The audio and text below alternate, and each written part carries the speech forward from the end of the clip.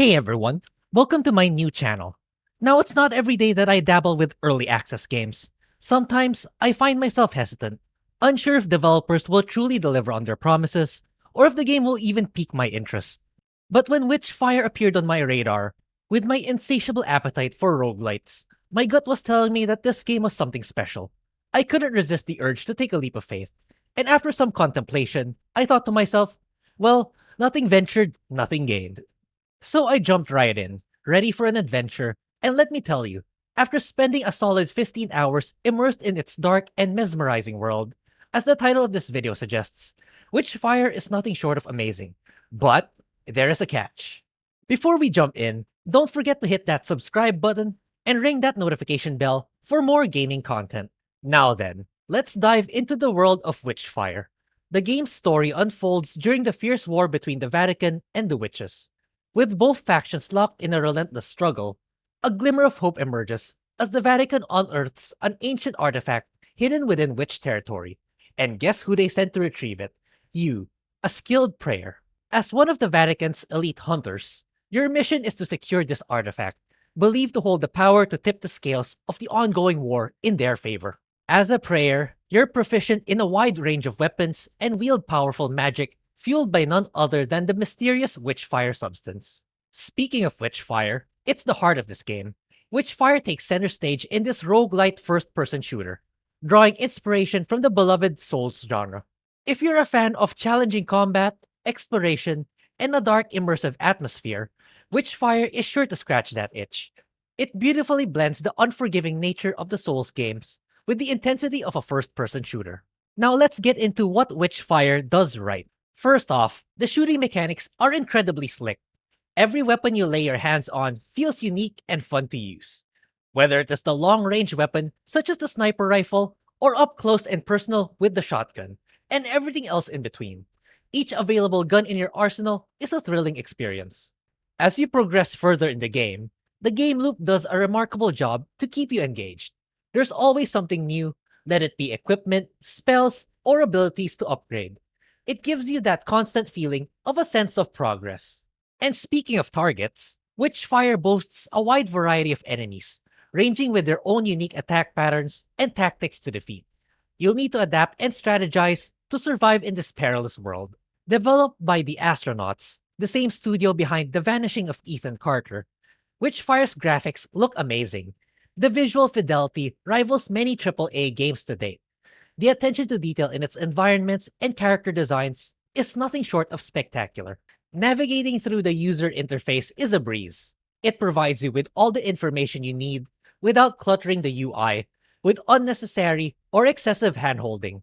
Whether it is exploring the world or managing your inventory, Witchfire provides all the information you need right at your fingertips, keeping you in control of your character and resources. Witchfire is brimming with intriguing mechanics, from completing mysterious rituals to following ethereal wisps, defeating enigmatic wardens, sentinels, and more. Each of these elements add depth to the core gameplay features. The loot goblin in me also unleashes, as exploration of the map rewards you with supply chests that contain various items such as healing elixirs, ammo, Witchfire shards, and more. So with intuitive shooting, rewarding progression, diverse enemies, top-tier visuals, a user-friendly interface, and a treasure trove of fun mechanics, Witchfire sets a high bar for the roguelite FPS genre. But like any game, while there are features that make it shine, there are some areas that need a touch of improvement. While Witchfire has a lot going for it, it's not all rainbows and unicorns. Let's talk about the aspects that left me a bit frustrated. For starters, the early game can be downright brutal. You'll find yourself in a world of hurt with no spells, minimal accessories, and just a single pistol to your name. The tutorial? Well, it's as basic as it gets, and it doesn't explain the crucial need to research new arsenal in the workshop. It took me a good 2 to 3 hours of playing to realize that I should be researching new weapons and spells. Unlocking them is cooldown based and reduces as you are exploring the field and engaging in combat. You can research up to 2 items at a time in the workshop. So if you're diving into this early access, make sure to hit the workshop right away before you first set out. Another thing to keep in mind is the level scaling system. While progression is a core element of any game, Having enemies scale with your level can sometimes diminish the sense of achievement. It's worth noting that Witchfire's leveling up cost constantly increases, regardless of which attribute you choose to boost, which can potentially hurt your progression. The balancing and optimization of the system definitely needs work, but I am confident that the development team can hit that sweet spot in time. If you're not a fan of Souls-like mechanics, Witchfire won't do much to change your mind. Dying in the game results in losing Witchfire, and if you die again before retrieving your lost Witchfire from where you fell, well, it's gone for good. While this mechanic adds an extra layer of challenge, it could potentially turn off those who dislike the feature. It's a risk versus reward situation that you'll need to grapple with as you play. I also want to add that at the time of making this video, I have experienced occasional texture pop-ins and frame drops. While these issues might not be game-breaking, they can be noticeable and break immersion at times. I hope these issues are fixed in future updates as the game gets closer to full release. Another aspect to consider is the pricing. Now, I snagged my copy of Witchfire with regional pricing, which was great value at around $18. But it's important to note that in most places, it's priced higher, ranging from $40 to $45. So, depending on how much it is from where you are at, I strongly recommend picking it up at around my purchase price. If not, I suggest waiting it out for now until the developers add new features, maps, and fixes. Plus, it is a timed Epic Game Store exclusive, so do keep that in mind, because I know that can be a deal breaker for some of you. But based on what I have experienced so far, I'm confident that the game will only continue to get better from here, and I'm excited to see what the future holds for this game. Despite these challenges, Witchfire's unique blend of dark fantasy, gripping combat, and enchanting atmosphere still makes it an intriguing choice for fans of the genre. But it's essential to be aware of these aspects so you can better navigate the game's hurdles. Now let's dig deeper into Witchfire's gameplay. One of the standout features is the map's randomly generated activities. With each playthrough, you'll encounter different challenges, each offering a wide range of difficulties, keeping the gameplay fresh and unpredictable. Portals play a pivotal role in Witchfire. The initial portal you enter will disappear after a significant amount of time, forcing you to venture deeper into the game world to find another one, adding a layer of urgency and exploration to your experience. Don't forget about Witchfire shards. These consumable items are your lifeline. They generate precious Witchfire, which is essential for your survival and progression. They also add a layer of strategy. Using them optimally increases your stats, while keeping your Witchfire at risk of losing to a minimum.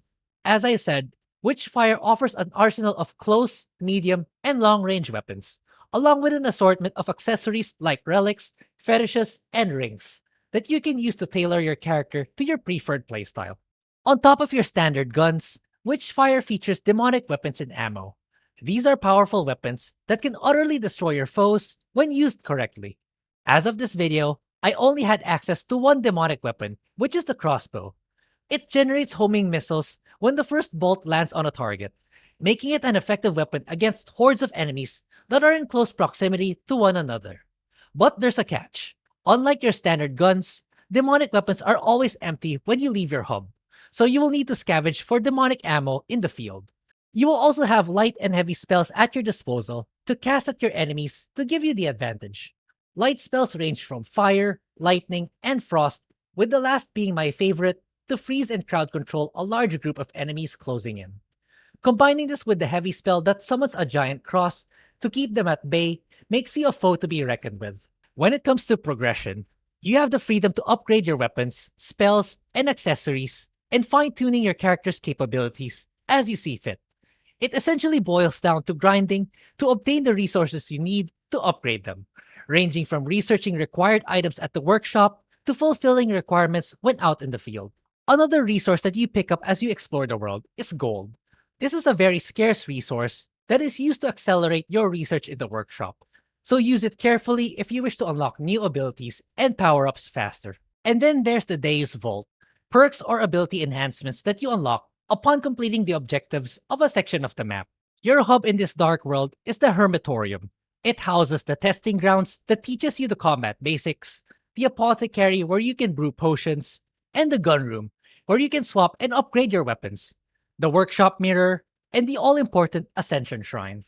The Ascension Shrine allows you to enhance your character's attributes such as vitality, healing, endurance, witchery, metanoia, and luck, shaping your abilities to match your playstyle. Do take note that, as discussed earlier, this is a level scaling based game, so as you allocate more Witchfire into any of the attributes, enemies will also increase in stats, and eventually even introducing new and more powerful ones, ramping up the challenge significantly. As of early access, Witchfire offers two distinct maps to explore: the mysterious Scarlet Coast and the foreboding Iron Gate Castle. Each map has a distinct aesthetic and brings its own challenges and secrets to uncover, with the more open Scarlet Coast being the only map available until you beat the boss to unlock the more difficult and tremendously guarded Iron Gate Castle. As you can see, Witchfire is rich with gameplay elements and a brutal world waiting for those brave enough to rise to its challenges. As we wrap up this early access review of Witchfire, one thing is abundantly clear. It's a game that holds incredible promise, and despite its difficulty, I just can't stop playing it. While Witchfire is undeniably amazing in many ways, it's not without its quirks and challenges. But again, based on what I have played, I have every confidence that great things are in store for this game. If you're still here, thank you for sticking around this long. Have you tried Witchfire? If so, what are your thoughts of this early access game? Sound off in the comment section below, as I would love to hear them. Don't forget to hit that like button if you enjoyed this video. And if you want to stay up to date with more gaming content, be sure to subscribe and ring that notification bell. Happy gaming, may you find the best loot in the game, and I'll see you in the next one.